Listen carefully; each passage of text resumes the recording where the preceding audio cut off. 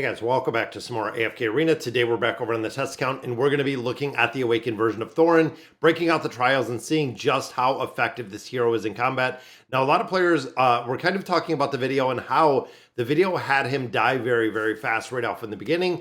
That is by design. When you look at amplifying the damage that he does, it comes from death. So when he dies and he's resurrected, the damage amplification effect goes up a lot with him.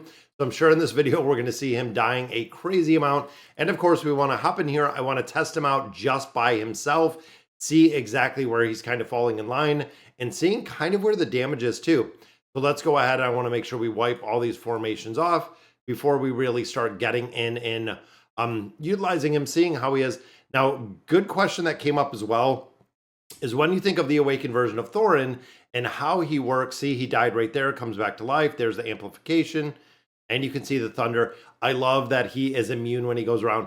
But then the question came, what about support heroes? So there's 10.66 is when you think about support heroes in a combat like this, the immunity is obviously not going to work because we want him to die. Some of the buffing aspect or the survival aspect, the exact same thing. We don't want him. We don't want him to survive. We actually want him to die so his skills and abilities work as they are intended. So there's almost 14 billion in that one. And then of course, guys, it's really interesting because remember, his hit points drain themselves.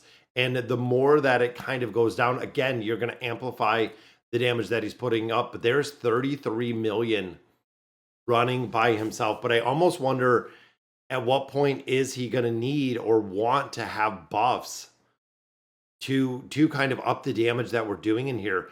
This is going to be a very interesting dynamic, and I want to see kind of where we're at. So, I mean, it's ranging about 15. I know if we have ads, if we have anything like that, it's going to be a little bit different. But with the build that he has on here, because it's a 30960, he actually turns into that little fireball right off of the bat. There's 11 million there. So let's see what it looks like when we start adding levels in here.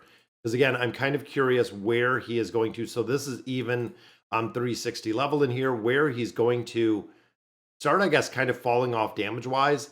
If he does fall off damage-wise, because that one seemed pretty easy, but that takes 32 because, of course, the enemy had a lot more HP in there. And I'm thinking almost we're going to need something to buff him at the very beginning. It seems like he's a 41 right there. Let's go ahead and move this up a couple more levels. I'm thinking let's do 50 at a time and see. I want to see where he actually dies. Even there, he died, he resurrected, died the third time, he's back again. Yeah, and still, I think that was what, 3 or 4 times? 75 million in that one. Wow. Yeah, damage is really starting to get higher in here. That's death number 1, or no, 2, 3. I still got 3 of those storm spikes left. Yeah, 92 million. Let's go ahead and ramp it up a little bit higher and see what this looks like. Because again, it's very interesting to see that the survivability of this hero. All right, so there he died as well. Thinking of like that AoE effect, look at that. Wow. Yeah, 115 million solo. This is a whole new thought behind the Thoran cheese in here. Again, there's the thunder. All right, so he's just moving around every time he dies. Just have Isabel again, moves around when he dies. Yeah, we're at 160 million damage. That is incredible. Because I was even also thinking like some heroes like Demia and a couple other ones that are going to prevent the dying is obviously not going to work at all. Because as you can see, that is the methodology behind this hero. That is how he works, is the buffs that he's putting up or essentially dying to buff himself up to that 1,000 damage. Let's go up 50 more levels. And I mean, he's starting with 5 of those storm pikes. I think that was the name of them on his back. But look at almost that big retaliation. I don't think he's going to get almost down in this one. Maybe he still does. Wow. That is incredible, guys. 271 million solo. And again, I don't know what team is going to actually kill him, actually take him out of here, just because of that crazy amount of damage that he's putting out in such a very fast manner. And here, of course, we have totems that are going to make a big difference. And you'll notice that 3, 4, 5, they're just stacking these. There's one. There he goes. So he did die in that one. But look at that, $322 million, or not $1 million, million damage in there. But very interesting because it is stacking up to that 5 of the debuff, which means the damage that's coming out of this hero is kind of crazy high. You can see a lot of those lightning bolts just all over. Yeah, see, this is about the part. All right, so now remember his SP effect.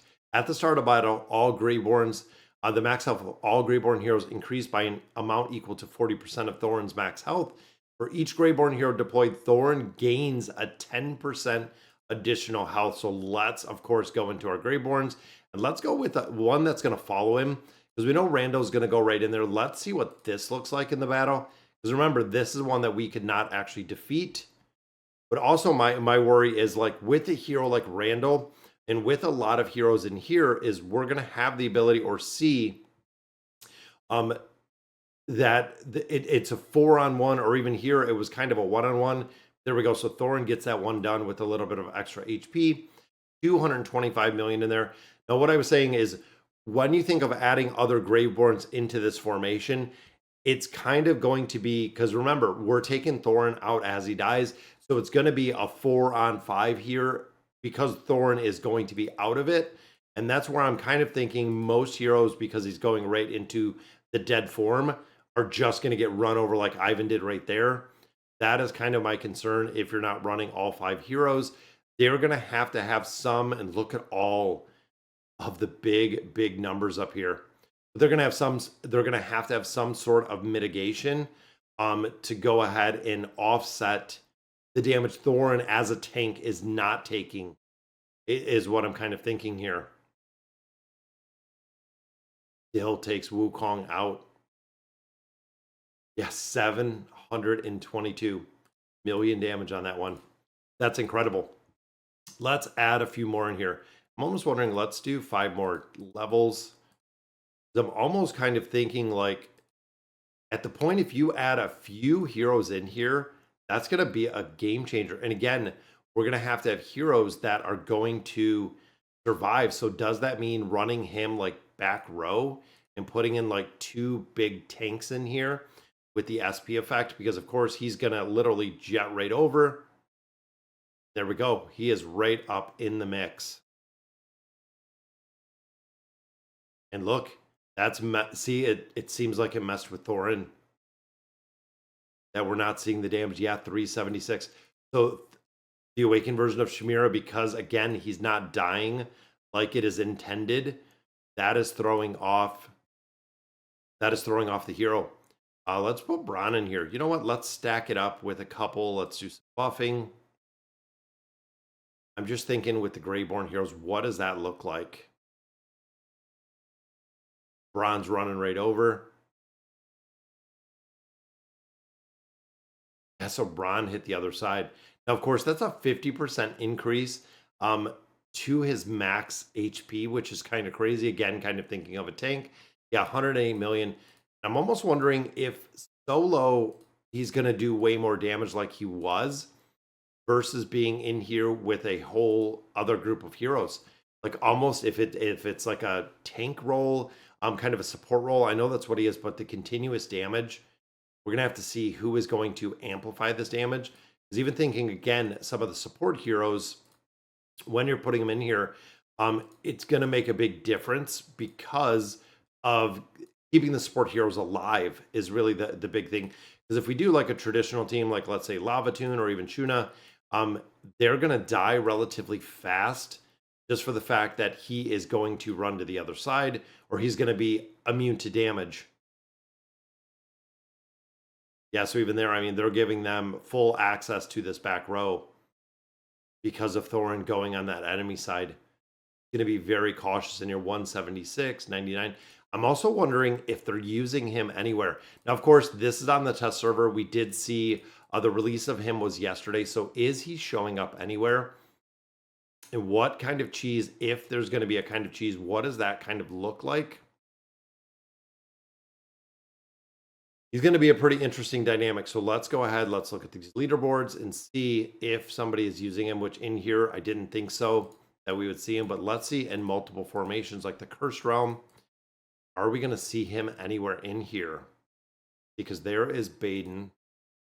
There's Shamira and Belinda, which kind of interesting running together, Shamira and Belinda. No, not there. There's Entendre. Then the final one, no, see, he's not being run.